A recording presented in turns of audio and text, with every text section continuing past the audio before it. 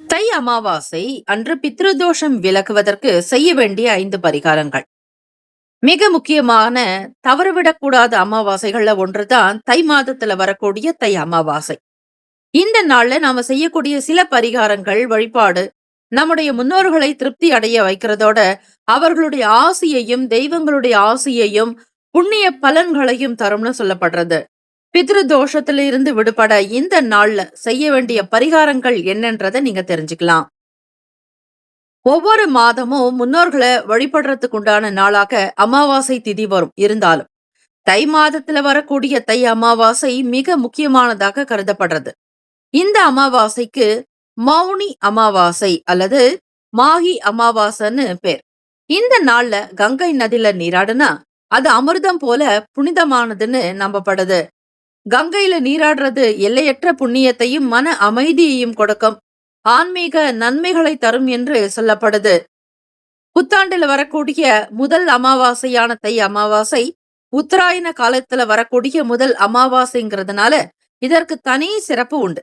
அதாவது தேவர்களுக்கு காலை பொழுதாக கருதப்படக்கூடிய இந்த தை மாதத்துல இந்த அமாவாசை வரது பித்திருக்களுக்கு ஏற்படக்கூடிய பாவங்கள், தோஷங்கள், துன்பங்கள், சாபங்கள் ஆகிய அனைத்திலும் இருந்து விடுபடுவதற்கு ஏற்ற நாளாக இந்த தை அமாவாசை நாள் கருதப்படுதுங்க. இந்த நாள்ல சில குறிப்பிட்ட எளிய பரிகாரங்களை செய்யறதுனால எவ்வளவு கடுமையான பித்ருதோஷத்துல இருந்தாலும் அதிலிருந்து விடுபட முடியும்னு நம்பப்படுது.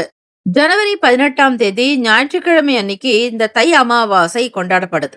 இந்த நாள்ல எல்லா நீர்நிலைகள், கடற்கரைகள், நதிக்கரைகளிலும் பக்தர்கள் புனித நீராடி தங்களுடைய முன்னோர்களுக்கு தர்ப்பணம் அளித்து தான தர்மங்கள் செய்தும் வழிபடுவாங்க. அமாவாசை நாள்ல தானம் செய்யறதும் புனித நீர் ஆடுறது ரொம்ப ரொம்ப முக்கியமான ஒன்று. பிதிர்தோஷத்தை போக்குறதுக்கு இந்த 5 பரிகாரங்கள் ரொம்ப முக்கியங்க. முன்னோர்களுக்கு சடங்குகள் செய்யறது தை அமாவாசையில முன்னோர்களுடைய ஆசையை பெற்றுத்தரும். அவர்களுடைய ஆன்மா சாந்தி அடையவும் பிண்டதானம், சிரார்த்தம், முன்னோர்களுக்கு தர்ப்பணம் போன்ற சடங்குகளை செய்யறது ரொம்ப ரொம்ப முக்கியம். இந்த சடங்குகள் முன்னோர்களை மகிழ்வித்து பிதிர் தோஷத்தை நீக்குங்க. வாழ்க்கையில தடைகளை சந்திக்கிறவங்க இந்த சடங்குகளை செஞ்சா தடைகள் குறையும்னு சொல்லப்படுறது. இரண்டாவது, முன்னோர்களுக்கு உணவு படைக்கிறது. சாஸ்திர நம்பிக்கையின்படி அமாவாசை அன்னைக்கு முன்னோர்கள் தங்கள் சந்ததியினரை காண பூமிக்கு வருவாங்க. அந்த நாள்ல முன்னோர்களுக்கு உணவு படைப்பது அவர்களுடைய ஆசிகளை பெற்று வாழ்க்கையில செழிப்ப தரும்னு நம்பப்படுது. மூன்றாவது, விளக்கு ஏத்தனம். தை அமாவாசை அன்னைக்கு சாயந்தரம் மாலை நேரத்துல அரச மரத்துக்கு கீழே கடுகு எண்ணெயில ஒரு தீபம் ஏற்றுவது மிகவும் சிறப்பான பலன்களை தரும். அரச மரத்துல பிரம்மா, விஷ்ணு, சிவபெருமான் ஆகியோரும் அவர்களுடைய பத்தினிகள் வாசம் செய்வதாக ஐதீகம். இதனால தான் அங்கு தீபம் ஏத்துறது முன்னோர்களுடைய ஆன்மாவுக்கு அமைதியை தரும்னு சொல்லப்படுது. நான்காவது, தானம் கொடுக்கணும். தை அமாவாசை நாள்ல யாராவது 2 பேருக்காவது அன்னதானம் வழங்குறது மிகவும் சிறப்பு. இது தவிர வயதானவங்க, ஏழை எளியவர்களுக்கு அளிக்கக்கூடிய தானத்தை நம்முடைய முன்னோர்கள் வந்து ஏற்பதாக ஐதீகம். ஐந்தாவது, எள்ளும் தண்ணீரும் இறைக்கிறது. மேலே சொன்ன எதுவுமே செய்ய முடியாதவங்க கூட வீட்ல இருந்தபடியே தங்களுடைய முன்னோர்களை நினைச்சு எள்ளும் தண்ணீரும் இறைத்து வழிபடுறதுனால அதை ஏற்றுக்கொண்டு நம்முடைய முன்னோர்கள் நம்மளை ஆசீர்வதிப்பாங்க.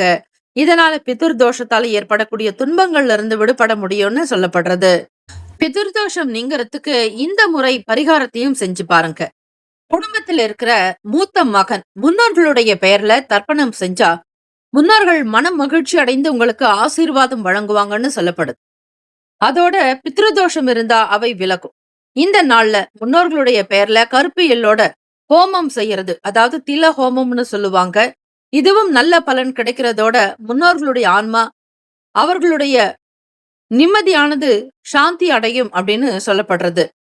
முன்னோர்களை கும்பிடாம தெய்வத்தை மட்டும் கும்பிட்டா இந்த உலகத்திற்கு நீ வந்ததற்கு காரணமான முன்னோர்களையும் மறந்துட்டேன்னு தெய்வம் கேட்குமா?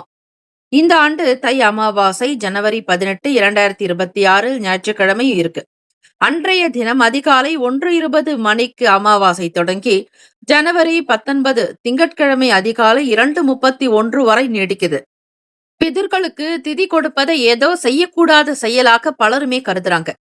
திதி அன்றும் அமாவாசை நாளிலும் வாசலில் கோலமிடுவது கூடாதுங்கிறதுனால அசுபமான நாளாக சிலர் கருதுறாங்க. முன்னோர் வழிபாட்டுல முழுமையா ஈடுபட வேண்டும் என்கிற நோக்கத்துல தான் பிதுர் கடன் நாளன்று கோலமிடுவது போன்ற செயல்களை தவிர்க்க சொல்லியுள்ளனர் நம் முன்னோர்கள். முன்னோரது ஆசி பெற அமாவாசை, வருஷதிதி, மகாலய பக்ஷ நாட்கள் உகந்தது. இவை புண்ணிய நாட்கள். கேளிக்கை, சுப நிகழ்ச்சிகளை இந்த நாட்களில் தவிர்க்க வேண்டும் என்பது விதி. இதன் காரணமாக இந்த நாளை ஆகாத நாளாக எடுத்துக்கொள்ளக்கூடாது. தை அமாவாசை நாள்ல நம் முன்னோருக்கு உணவு புத்தாடை படைத்து வழிபாடு செய்யணும். அந்த ஆடை உணவை ஏழைகளுக்கு தானமாக கொடுப்பதன் மூலம் அளவற்ற நன்மைகள் நம் வாழ்வில் உண்டாவதை நாம் உணர முடியும். தடைப்பட்ட திருமணம், நீண்ட நாள் பட்ட நோய் நொடிகள், மன வருத்தம் ஆகியவை விலகி சந்தோஷமும் மன நிறைவும் நம் இல்லத்தில் உள்ளத்தில் ஊற்றெடுக்கும். காகம் ஸ்ரீ சனீஸ்வர பகவானுக்குரிய வாகனம் என்று தெரியும். ஆனால் பிதுர் எனப்படும் முன்னோர் வழிபாட்டுல காகத்திற்கு முக்கியத்துவம் உண்டு. காகம் யமலோகத்தின் வாசலில் இருக்கும் என்றும் யமனின் தூதுவன் என்றும் சொல்வதுண்டு. காகத்திற்கு சாதம் வைத்தால் யமலோகத்தில் வாழும் நம் முன்னோர் அமைதி பெற்று நமக்கு ஆசி அளிப்பர் என்பது நம்பிக்கை. காகம் நாம் வைத்த உணவை தீண்டாவிட்டால் இறந்து போன நம் முன்னோருக்கு ஏதோ குறை இருப்பதாக கருதுவதும் மக்களின் நம்பிக்கையாக இருந்து வருகிறது. பிதுர் தர்ப்பணத்திற்குரிய கயாவில் உள்ள பாறைக்கு காக சிலை என்று பெயர். அந்த பாறையில் தான் பிண்டம் வைத்து வணங்குவாங்க. தான் பெற்ற இன்பம் பெருக இவ்வையகம் என்று பிற காக்கைகளையும் கரைந்து அழித்த பின்னரே காகம் உணவு உண்ணும். அப்படிப்பட்ட உயர்ந்த ஜீவனான காகத்திற்கு உணவிடுவதன் மூலம் பிதுர்களின் ஆசியை நாம் பெறலாம். மேலே சொன்ன முறைப்படி பிதுர் தர்ப்பணம் மற்றும் திலஹோமம் செய்வது, முன்னோர்களுக்கு உணவு படைப்பது, எளிமையான பரிகாரங்கள் செய்தாலும் பிதுர் தோஷத்திலிருந்து விலக முடியும். எல்லாவிதமான பிரச்சனைகளில் இருந்து விடுபட முடியும் என்பது ஐதீகம், நம்பிக்கை.